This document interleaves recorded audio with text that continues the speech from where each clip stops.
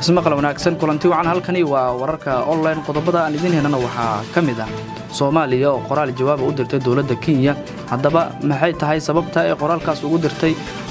xog xasaasi ah ayaa idin kaga heynaa wafdi Somaliland ka socday oo maalmahan ku sugnaa Nairobi ayaa kulan ku yeeshay halkaas hadaba maxay tahay sababta kulanka halkaas ay ku yeesheen yaa la eegtay qarxi ka dhacay taalada daljirka Daasoon warar iskhilaafsan ayaa ka soo baxaya safarka madaxweyne Muuse Biixi ee Nairobi ku tagi doona iyo Uhuru Kenyatta Hargeysa imaan doona qorshaha Kenya ee ka leedahay Somaliland ayaad ku daawan doontaan warkeena galabnimo al-shabaab oo shaacisay dadka ee la eegteen qarxi ka dhacay daalada daljirka Daasoon iyo la rabeen yeesa la eegteen warka galabnimo ayaad ku daawan doontaan dawladda federaalka Soomaaliya oo xiisadda Kenya kala xiriirtay Mareykanka UK iyo EU maxay tahay ujeedada ee dawladda Soomaaliya u la xiriirto wadamadaas warkeena ayaad ku maqli doontaan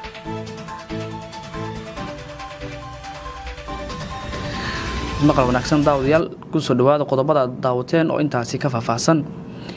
haddaad ku cusubtahay fadlan rukumo janaalkan wararka online si aad ula socoto wararkii ugu dambeeyay ee aan soo gelino barteena aan ku horeyna markan dawladda Soomaaliya ayaa jawaab culus ka soo saartay hadal ka soo yeeray dawladda Kenya dhawaan wasaaradda arrimaha dibadda Soomaaliya ayaa wasaaradda arrimaha dibadda ee Kenya u dirtay qoraal ay ugu jawaabayso go'aankii ay fiisaha ugu diiday iyo joojinta diblomaasiyiinta tooska ee MUQDISHO iyo Nairobi qoraalkan oo goorowna soo gaaray ayaa nuqul ka mid ah waxa uu dhignaa sida tan wasaaradda arrimaha dibadda iyo iskaashiga caalamiga dawladda federaalka Soomaaliya iyadoo qadarinaysa wasaaradda arrimaha dibadda Jamhuuriyadda Kenya waxay aad ugu walacsantahay go'aankii ay dhawaan qaadatay dawladda Kenya ee lagu xadeynayay dalku galka xubnaha xukuumadda iyo baarlamaanka Soomaaliya dawladda Soomaaliya waxay si gaar ah ugu walacsantahay in xubno ka tirsan dawladda Soomaaliya oo dhawaan u safray magaalada Nairobi kuwaas oo ay ku jireen wasiiro iyo xildhibaano ka tirsan xukuumadda Soomaaliya ay xanibaad ku sameeyeen saraakiil ka tirsan hay'adda socdaalka Kenya oo baasaboorradoodii ka qaaday kadibna dib ugu soo celiyay MUQDISHO sidoo kale dawladda Soomaaliya waxay muujinaysaa walaac ay ka qabto in dib loogu soo celiyay baaritaanka dheeriga ah ee lagu sameeyo Soomaalida safarka ku ah Nairobi iyadoo qasab looga dhigay in ay magaalada Wajeer ku hakadaan si baaritaan amni loogu sameeyo arintan waa mid ka hor imaanaysa heshiiskii ay labada dawladood hore u wada galeen oo ku saabsanaa in duulimaadyada MUQDISHO iyo Nairobi ahaadaan kuwo toos ah tilaabooyinkaasi waxay carqalad ku yihiin xiriirka walaaltinimo ee u dhaxeeya Soomaaliya iyo Kenya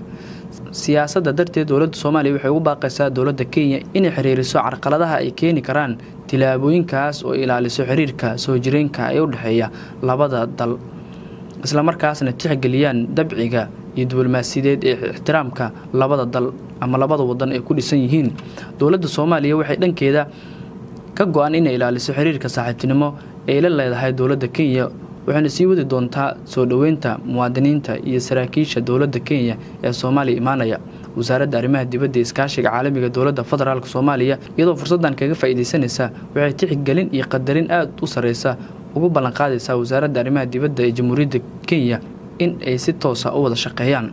dhanka kalena wafdi Somaliland ka socday ayaa kulamo ku yeeshay magaalada Nairobi wafdi balaaran oo ka socday maamulka Somaliland ayaa gaaray magaalada Nairobi ee dalka Kenya waasi oo halkaas ku yeeshay kulamo kala duwan wafdigan ayaa waxa ay ka kooban yihiin labada xisbi ee kulmiye iyo ucud oo ay kala hogaaminayaan wasiir Maxamed Kaahiye iyo Faysal Cali Waraabe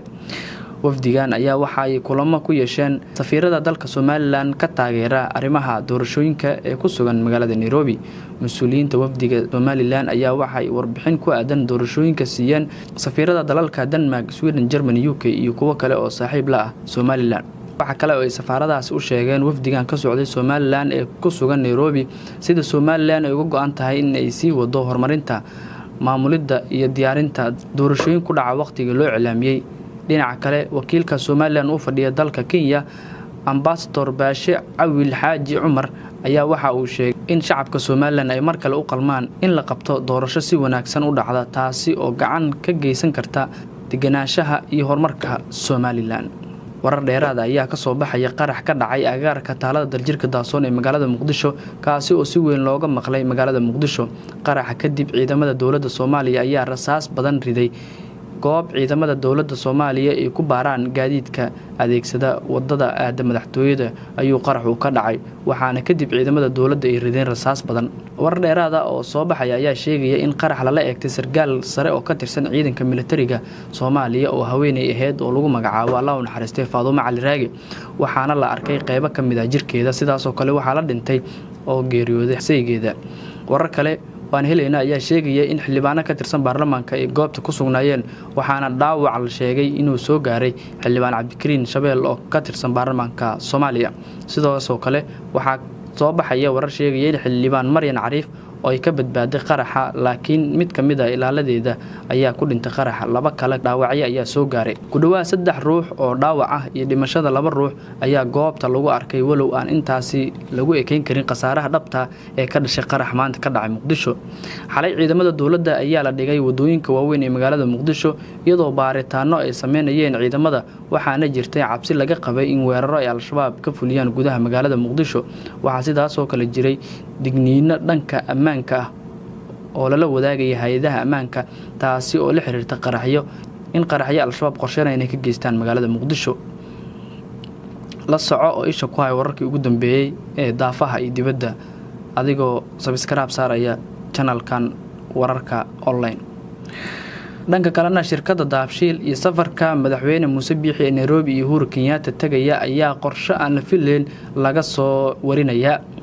dowladda Kenya ayaa la filayaa inay sii xoojiso dagaalka siyaasadeed ay ku hayso dowladda Soomaaliya iyadoo aad u soo dhaweynaysa maamulka Somaliland sida ay sheegeen ilo wareediyo lagu kalsoon yahay qorshahan oo qeybo badan ayaa waxa aad ugu horeyn doona in dalka Kenya laga mamnuuco dhammaan xawaaladaha Soomaalida marka laga reebo xawaalada Daabshiil oo laga leeyahay Somaliland xawaalada Daabshiil ayaa ilo wareediyo Kenyan sheegayaan inay tahay waxay xukuumadda Nairobi ugu yeertay mid aan cadow ahayn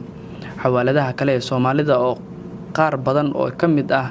maantay baaritaan lagu sameeyay isla markaasna si kooban loo xiray ayaa laga leeyahay koonfurta Soomaaliya waxaana xiristooda ay qayb ka tahay cadaadiska Kenya ee saarayso dowladda Soomaaliya iyo shacabka Soomaaliyeed waxa taas xigi doonta in madaxweynaha Somaliland Muuse Biixi Cabdi uu dhawaan booqasho rasmi ah ku tagi doono magaalada Nairobi isagoo casuumaad ka helay madaxweyne Uhuru Kenyatta xogtan aan helnay ayaa sidaas oo kale sheegaysa in Uhuru Kenyatta uu qorsheenayo inuu booqdo magaalada Hargeysa ka hor dhamaadka sanadkan cadaadiska dowladda Kenya ee saaraysa Soomaaliya ayaa ujeedkiisu yahay in Soomaaliya lagu qasbay inay ka laabato dacwadda maxkamadda ICJ taala ee badda Soomaaliya isla markaasna wada hadal ay ka gasho al-shabaab ayaa shaaciyay dadka ay la eegteen qaraxii maanta ka dhacay magaalada Muqdisho ururka al-shabaab ayaa sheegtay mas'uuliyadda qarax ka dhacay bar control oo ku taala taalada daljirka Daasoon ee magaalada Muqdisho qaraxaasi ayaa waxa ku geeriyootay sargaal ka tirsanaa ciidamada militariga oo lagu magacaabo Faadumo Cali Raagi iyo saygeeda iyo askar la socotay waxaana dhaawac uu ka soo gaaray xildhibaan ka tirsan baarlamaanka federaalka Soomaaliya ururka al-shabaab oo sheegtay mas'uuliyadda qaraxa ayaa sheegay in ruux naftii hore ah uu ka dambeeyay qaraxa kaasi oo kaxeenayay gaari laga buuxiyay waxyaabaha qaraxa al-shabaab ayaa sheegtay in qaraxa ay la eegteen sargaal ciidan iyo xildhibaano ka tirsan baarlamaanka Soomaaliya xilligaasna waxay joogeen goob lagu baaro gaadiidka doonayay inuu maro wadada hormarta madaxtooyada Soomaaliya dhacdadii xanuunka badneed ee maanta laga diiwaan galiyay qaraxii maanta ka dhacay Muqdisho ayaa ahaa in gaariga Cabdibilaha ay la socotay Allah u naxariistay Faadumo Cali uu ka badbaaday kaliya askariga kaarka aqoonsiga u geenayay ciidamada ku sugnaa barta control qaraxa ka dhacay taalada daljirka Daasoon ayaa jugtiisa laga maqlay inta badan degmooyinka gobolka Banaadir wuxuuna ka dhacay goob ammaankeeda si aad ah loo adkeeyo qaraxan ayaa imaanaya xilli iyadoo ay ciidamada dowladda saacadii ugu dambeeyay ay aad u adkeynayeen ammaanka wadooyinka magaalada Muqdisho geesta kalena dowladda federaalka Soomaaliya oo xiisadda Kenya kala xiriirtay Mareykanka UK iyo wadamo kale oo daneeya arrimaha siyaasadda Soomaaliya dowladda Soomaaliya ayaa raadinaysa daraf saddexaad oo soo fargeliyay khilaafka kala dhaxeeya Kenya xilli xukuumadda Nairobi ay sare u qaaday cadaadiska ay ku hayso Soomaaliya oo ay ugu dambeysay mas'uuliyiin fiisaha loo diiday iyo xawaalada la galay ila wareedyo lagu kalsoon yahay ayaa inoo sheegay in xukuumadda Soomaaliya ee xiriir la sameysay dalalka Mareykanka UK iyo qaar ka mid ah dalalka kale ee Yurub kana codsatay inay gacan ka geystaan sidii loo qaboojin lahaa xiisadda labada dhinac dalalka ayaa la sheegay in ay aad ugu walacsan yihiin isla markaasna aysan doonayn in ay ku lug yeeshaan muranka labada dhinac sababo la xiriira xaaladda oo aad u adag ayayna rumaysan yihiin inay sii jirin qaab labada dhinac ay iskugu soo dhawaan karto sababta ugu weyn ayaa ah Kenya oo doonaysa in kiiska badda ee maxkamadda caalamiga ICJ taala laga laabtay iyo Soomaaliya oo aan goleen in arintaasi wax wada hadal ay ka gasho sababta dawladda Soomaaliya ay u raadinayso dhaxdhaxaadinta ayaa lagu macneeyay in aysan jirin jawaab macquul ah oo ay muuqato in arintan ka bixin karto iyada oo ay ka cabsi qabto in go'aan kasta oo ay qaadato ay xiisad ka sii dhalan karto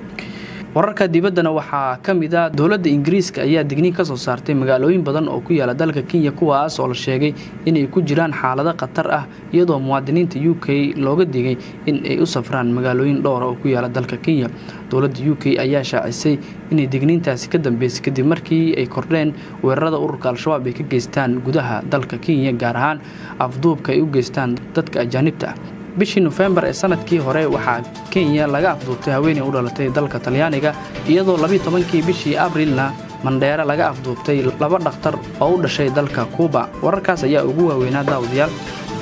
diyaad ku cusubtiin janaalkan wararka online rukumo si aad ula socotid warar kasta oo halkaan soo galino ku maasintiin la socodka warkeena